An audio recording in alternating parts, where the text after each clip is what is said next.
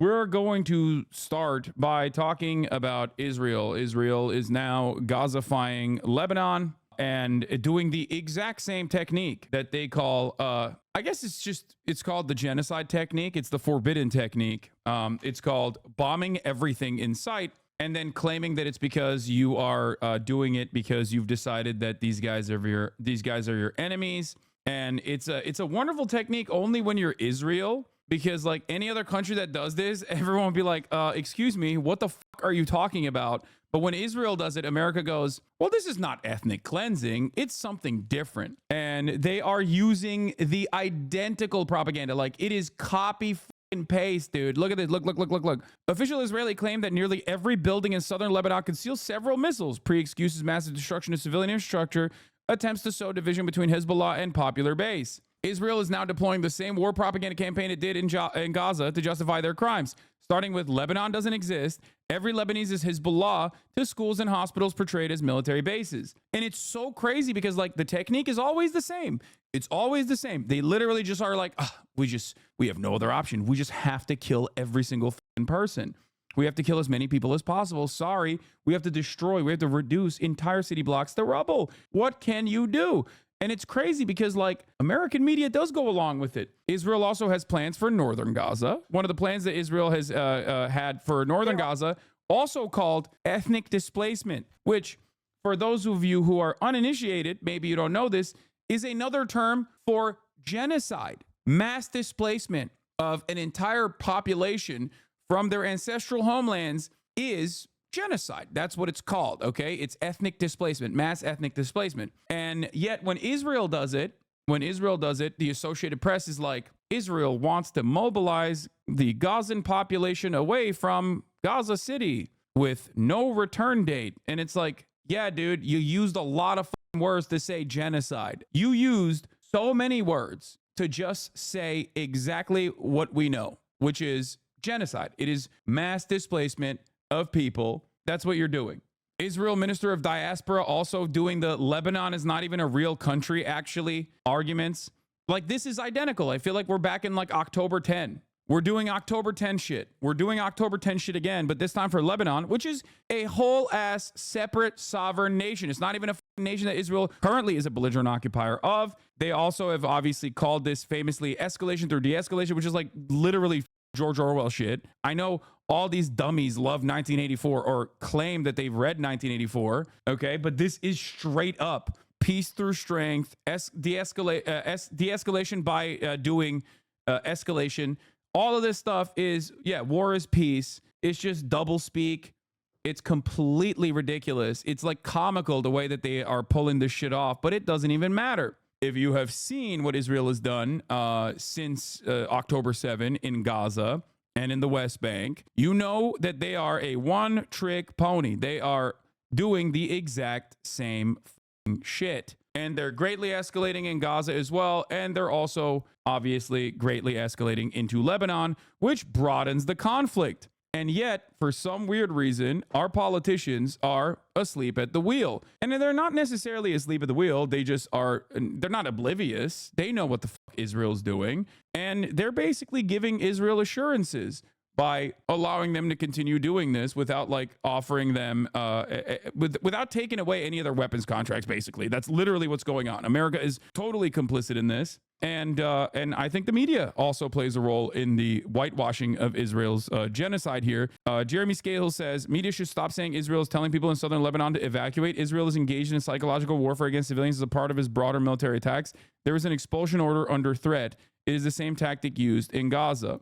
Wonderful stuff. More active, even they are sending more U.S. troops there. Yeah, the U.S. is sending an unspecified number of more soldiers on top of the 40,000 already in the region. Great stuff overall. It's not even complicity. They are allies. They are partners in this.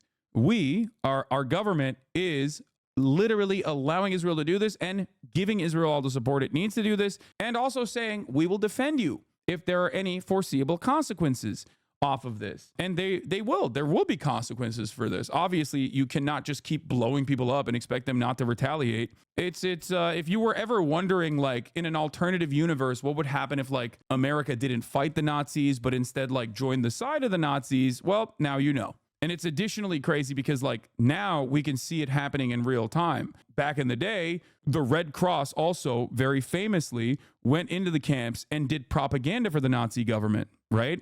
To make it seem as though these were not death camps. There's a very famous instance of this.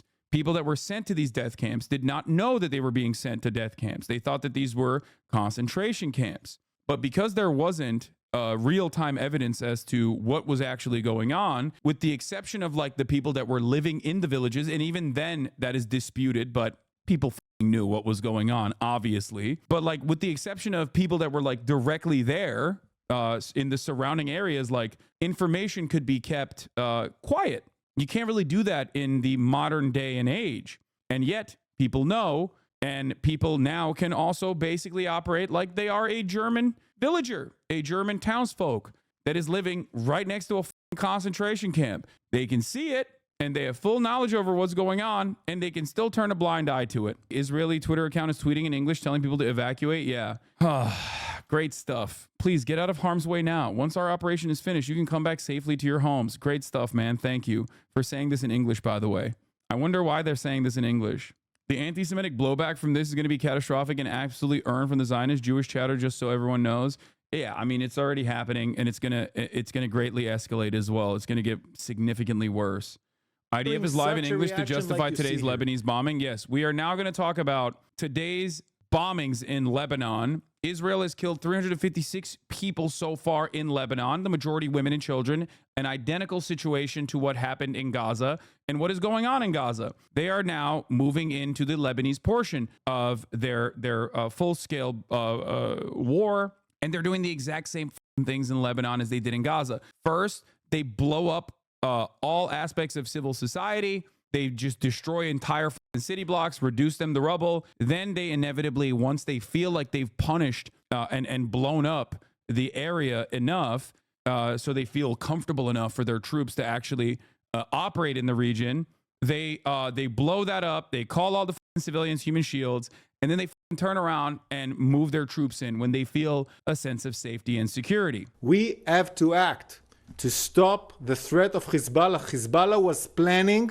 to do a larger scale of massacre than the 7th of October in the northern Israel. And we will have... It's so interesting that it's Israel always doing a preemptive first strike. They always, luckily, there's always an imminent threat. It's, another Holocaust right around the corner. That's why they have to do a genocide beforehand. In full readiness. Do you think we'll see Israeli boots on Lebanese soil, or will it not come to that? No, it will, I think. It's not tit for tat. It never was tit for tat to begin with, but like, although Israel is responsible for 80% of the entire bombing between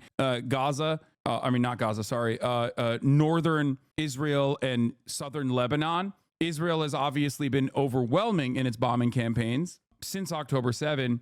This is different. This is in intensity and frequency. This is more similar to what they did in Gaza. First, they destroy as many aspects of civil society as possible. They try to kill a shit ton of people. They do these first strikes, and then they move in with ground troops. Lebanon is not Gaza, though. I know. But Lebanon, in many ways, is Gaza. Okay? When they're talking about Dahiyya, you have to understand what Israel is doing in Gaza is called the Dahiyya Doctrine, a doctrine of blowing up with disproportional use of force all matters of civil society in an area that you're occupying. Was originally implemented in Lebanon. And also, whoever the fuck Israel is fighting against is all of a sudden Hamas. You have to understand that.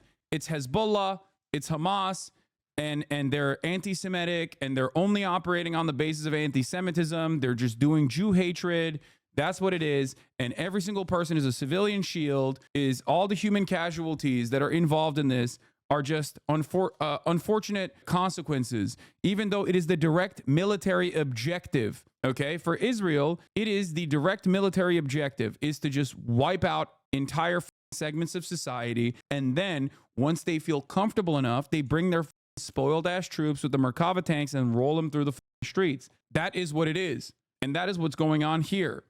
Now, of course, there's a difference between Hamas and Hezbollah. Hamas is in an area that Israel is the belligerent occupier of. They have many limitations in terms of like collaboration from the outside resistance, the axis of resistance against Western imperialism in the region.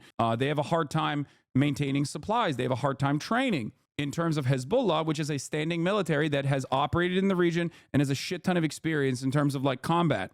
Their funding mechanism and their logistics are significantly better in terms of like what they can get from Iran. And their military hardware is significantly better than Hamas. Hamas does not have the same level of rocket strikes, like rocket and targeting capabilities that Hezbollah has. And considering how hard of a time Israel has had with Hamas, an ascetic force, an ascetic resistance force that was created inside of a complete closed circuit that was maintained and mass surveilled by the Israeli government. If they're having a hard time with like 17, 18-year-olds in flip-flops wearing busted ass Adidas, rolling up to their tanks and just lobbing a grenade on their $30 million Merkavas, they're going to have a much harder time with a military force that is an actual standing military force that has significantly better capabilities, that has actually stopped Israel's incursion in the past. That is, I think, the reason why they did a lot of the military stuff that they did beforehand. The pager attacks, like I said, were supposed to happen while the incursion was occurring, in my opinion,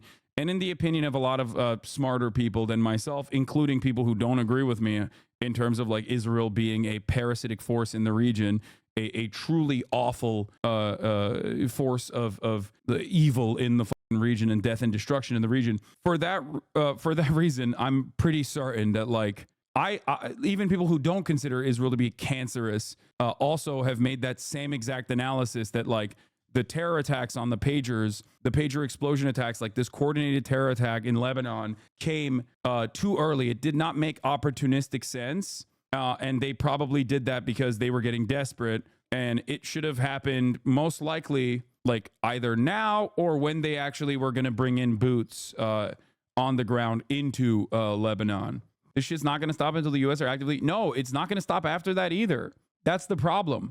I think we are bouldering towards another major conflict in this region. It has already started, and I think that the United States of America is going to actively go into war. That is what I am seeing. I hope it doesn't happen, but it feels like it. It feels like it is going to happen. And it's kind of crazy to consider this because if you were in here months ago, I said exactly this. I told you Benjamin Netanyahu is personally motivated in continuing the genocide in Gaza and even extending that into Lebanon in an effort to draw in American troops in support of Israel's genocide. I told you this. And I told you that this would be the spoiler role that he would play in the American election. Haaretz came out with a report. Benjamin Netanyahu said yesterday that he will not do another ceasefire negotiation in the next 45 days. Now, you might be wondering what will happen in the next 45 days. What's happening in the next 45 days? That's a very specific number. The American elections.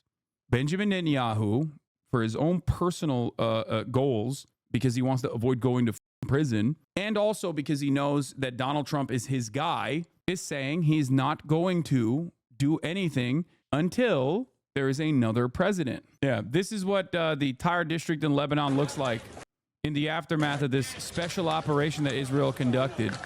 Cool stuff. Wonderful. They've eliminated the threat of grandmothers and children living in residential blocks. Now what they've done is they've responded to Hezbollah's effort to match what the Israelis did last week. Yesterday, Hezbollah bombed several parts of northern Israel to try to create essentially a displacement of the population.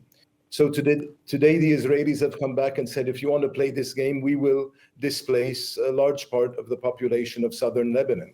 It's a very nasty game, and the Israelis are actually targeting civilian areas. But this is where we are, unfortunately. And in other words, 80,000 automated calls to subscribers of the Lebanese. I just want to ask another question here. Israel has the population registry of all Palestinians. That's what you do when you're a belligerent occupier. You have the mass surveillance mechanism, and you know exactly the zip code and down to the apartment number where each Palestinian lives. How the fuck does Israel get to do robocalls in fucking Lebanon It seems like they are able to do the robocalls in Gaza. This, for the record, is like how they claim that they're the most moral military. You know what I mean? Like they're like, oh yeah, we're doing it, when in fact they're not actually interested in like getting people to leave that area. They just want to do terrorism.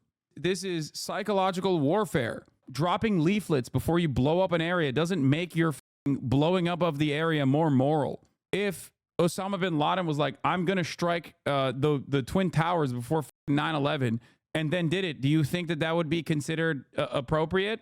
Of course not.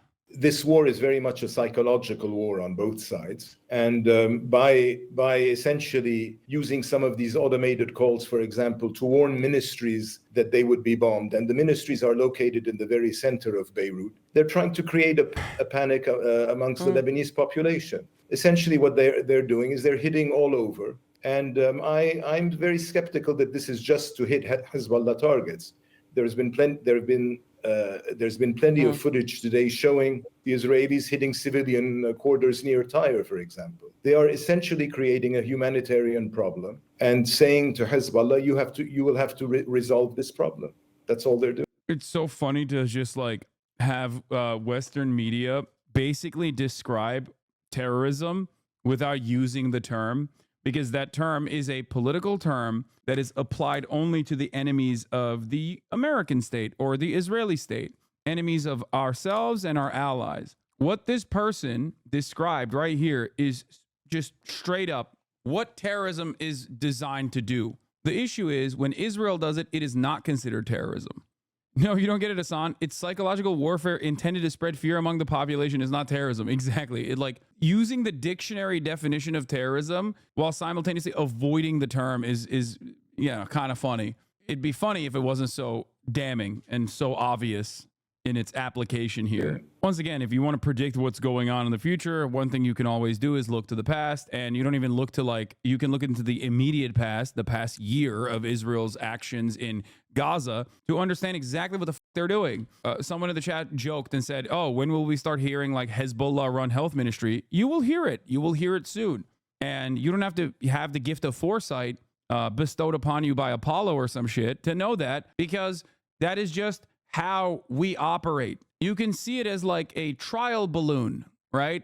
What Israel did in Gaza and the way that the Western world reacted to it, or rather the lack of reaction and the lack of accountability, basically taught them the lesson that they wanted to fucking learn, which is, oh, we can do whatever the fuck we want and get away with it. They're not going to do shit about it. And that's precisely where we are. The Israelis' argument is that they are striking Hezbollah buildings, storing weapons amongst civilians. And they will suggest that some of the videos that are being seen of their strikes show secondary explosions, indicating that missiles are... Classic. Oh my God. Again, classic. Well, but there were secondary explosions. Like, obviously, they were actually striking missile depots, right? I mean, it's classic. Remember, secondary explosions. They did this with Gaza as well. Yeah, make no mistake. There's no way that it could be a gas line. There's no way that it could be near, I don't know, a fire that catches a bombing campaign that ends up causing secondary explosions as a direct consequence of like hitting, I don't know, like a gas station or anything like that. Literally, they did this with a tent city in Rafah, if you recall. Secondary explosions. I mean, maybe there was a weapons depot right there. Once again, it is always the same attitude. And it's wild that CNN is still reporting on it in the same way. So, I mean, I would take with a grain of salt, not everything they've hit today was Hezbollah arms depot. And the fact of the matter is most citizens, when they tell them to leave an area, if you live near an arms depot, leave this area. Well, most Lebanese don't know that they're sitting next to an arms depot, or even if there is an arms depot in their neighborhood, of course. So there is an element of psychological warfare here. They want to... Oh, dude, yeah. It's just the arms depot, dude. They're all over. That's just what it is, dude. That's why it's allowed to do so. You're allowed to do so. Make no mistake. Territory struck in northern Israel that are direct military targets by Hezbollah That's terrorism. That is done specifically to get everyone in northern Israel to leave northern Israel, evacuate to the nearest bomb shelter, or just like leave northern Israel altogether. But if it happens in Lebanon with zero indication that this is actually a military base or anything like that, then that is not an act of terror. They're just engaging in a defensive posture while also simultaneously trying to do psychological warfare on the civilian population, which, make no mistake, is not terror when Israel does it. Also, this is what the police are doing to the Orthodox Jews in Israel, protesting the mobilization and Netanyahu's war this evening, but that happens all the time. You know, I mean, guys, this is the most moral democracy in the world. Come on. Come on now. Best democracy, safest place for Jews. I mean, Biden said it. Biden said it himself. If Israel didn't exist, there would be not a single safe space for Jews around the planet. Saying that as the American president is, of course, more of a threat than anything else. But a couple more points of propaganda that I want to mention. Here it is. The IDF spokesperson, the Arab media, posted this order of forced expulsion targeting Lebanese residents on his Twitter account. بتتذكري شو في بهيديك الأوضة المسكرة بالشقة يلي استأجرتيها؟ شو قعدتوك تخبي تحت الكنباية؟ بحياة ستي ما كنت بتعرفي؟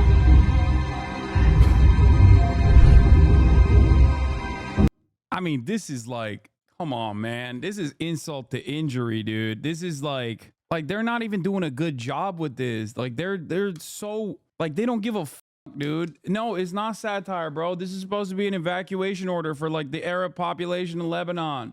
They ran out of the editing budget, so they used the PragerU animation team, dude.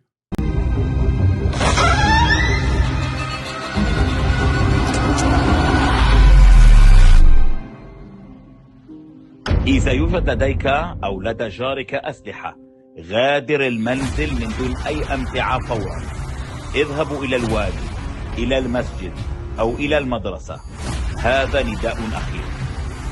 كل من يمتلك سلاحا في منزله أو يخفي سلاحا لحزب الله ليغادر منزله. Great stuff, man. Thank you. Yeah, go to the nearest mosque or school so we can bomb the mosque or school and then say you were hiding guns, silah, under said mosque or school. Oh, Josh Shapiro and Zelensky are visiting the artillery shell plant in Scranton, PA. Shapiro signs shells to be used in the war in Ukraine. I fucking hate Jack Posobiec and all these fucking right-wing dipshits because they're only mad that this is being used against Russia. They don't give a fuck when Israel uses it against Palestinians or in Lebanon. They don't give a single shred of a goddamn fuck. They only are using this as to be like, well, how are they doing this against our big, beautiful Russia? Here's Naftali Bennett. Many Shiites in Lebanon have a unique revenue stream. In their home, they have a special rocket launcher room. They're paid monthly rent by Hezbollah to host this launcher and be prepared to shoot rockets at Israel communities on demand. I remember as a company commander fighting Hezbollah in Lebanon, I was astonished by this. Who the heck turns their home into a terror base? The IDF is now systematically destroying these death machines. Any one man who turns in his home into a death launch pad puts his family in severe danger. Only he is responsible for the consequences. Enough is enough. I hate this kind of shit because like so many people run with this, and it's just people don't necessarily look at this as like permission structure being created in real time to kill grandmothers, especially when like Israel's been doing this nonstop in Gaza. I have a message for the people of Lebanon. In English. Israel's war is not with you. It's with Hezbollah. For too long, Hezbollah has been using you as human shields. It placed rockets in your living rooms and missiles in your garage. Those rockets and missiles are aimed directly at our cities, directly at our citizens. To defend our people against Hezbollah strikes, we must take out those weapons. Now, starting this morning, the IDF has warned you to get out of harm's way. I urge you, take this warning seriously. Don't let Hezbollah endanger your lives and the lives of your loved ones. Don't let Hezbollah endanger Lebanon. Please, get out of harm's way now. Once our operation is finished, you can come back safely. Yeah, totally. Remember when they did this in Gaza too? Same exact thing. Come back to your blown up houses that you have rocket stashes inside of. But it doesn't even make sense. Please get out of harm's way now. Once our operation is finished, you can come back safely to your homes. It's like, why? First of all, why would you care? If they're throwing rockets out of their homes, then why do you give a shit? You're going to kill them anyway. So what is this like, oh, just leave your homes bullshit? Here is the Israel Minister of Diaspora and Combating Anti-Semitism. Lebanon, even though it has a flag and even though it has a political institution, does not meet the definition of a country. Once you got Israeli government officials talking about how you're not really a country, that is the biggest warning flag for you. Abort. Like, that's it. Nobody is a country. Only Israel's a country. America, not a country. Palestine, not a country. Jordan, not a country. Egypt, not a country. You know what is a country? Saudi Arabia and Israel. Wherever these guys are interested in blowing up, magically, it's no longer a country. In the absence of a monopoly on the exercise of power, both internally and externally, Lebanese government is not a sovereign entity. The border area with Lebanon, which is mostly inhabited by a hostile Shiite population, is effectively controlled by the Hezbollah organization, which on October 8th started a war against the state of Israel. The organization, for those of you who forgot, was born with the landing of a Revolutionary Guards officer in the Bekaa at the end of the First Lebanon War. The First Lebanon War, you say? How did that happen? So Hezbollah predates the Israeli invasion into Lebanon, you say? Yeah, Syria and Iraq, not real countries. Iran, not a country, definitely not a country. The least country, not a country. In a broader view, both Syria and Iraq do not. Oh my God, I was joking. He does say it. In a broader view, both Syria and Iraq do not currently meet the definition of a state in light of the fact that different militias, foreign armies, and local military forces control different areas in the aforementioned countries. The only country that exists is Israel, and its boundaries as a real country, its territorial boundaries, consistently expands. Great stuff, man. Yeah, Yair Lapid has some really stern words for Netanyahu right now. Head of Israeli opposition, Israelis are euphoric. This country's rotten to the core. Assassinations, 1,000 targets a day. Damage to strategic assets. This is how Israeli deterrence is returned. Chairman of the Gantz state camp. I have the full backing of the government and the security system, including ground entry if that is what is needed. That's the Israeli opposition, by the way. These are the woke guys.